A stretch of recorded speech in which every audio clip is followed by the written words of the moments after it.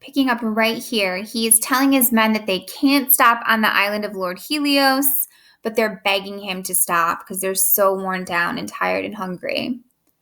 Are you flesh and blood, Odysseus, to endure more than a man can?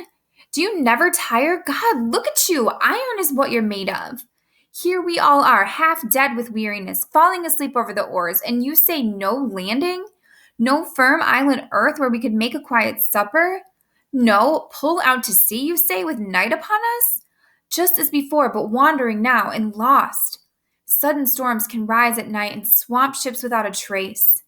Where is your shelter? If some stiff gale blows up from south or west, the winds that break up shipping every time when seamen flout the Lord God's will.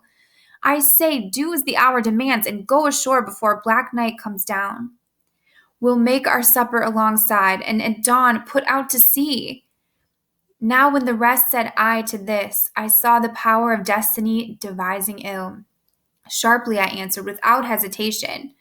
Your locusts, they are with you to a man. I am alone, outmatched. Let this whole company swear me a great oath. Any herd of cattle or flock of sheep here found shall go unharmed. No one shall slaughter out of wantonness, ram or heifer. All shall be content. And with what the goddess Circe put aboard. They fell at once to swearing as I ordered, and when the round of oaths had ceased, we found a half-moon bay to beach and moor the ship in, with a fresh spring nearby. All hands ashore went about skillfully getting up a meal. Then, after thirst and hunger, those besiegers were turned away. They mourned for their companions, plucked from the ship by Scylla and devoured, and sleep came upon them as they mourned. In the small hours of the third watch, when stars that shone out in the first dusk of evening had gone down to their setting, a giant wind blew from heaven, and clouds, driven by Zeus, shrouded land and sea in a night of storm. So, just as dawn with fingertips of rose touched the windy world, we dragged our ship to cover in a grotto, a sea cave, where nymphs had chairs of rock and sanded floors. I mustered all the crew and said, Old shipmates, our stores are in the ship's hold, food and drink. The cattle here are not for our provision, or we pay dearly for it. Fierce the god is who cherishes these heifers and these sheep, Helios, and no man avoids his eye. To this my fighters nodded, yes. But now we had a month of onshore gales blowing day in, day out, south winds or south by east.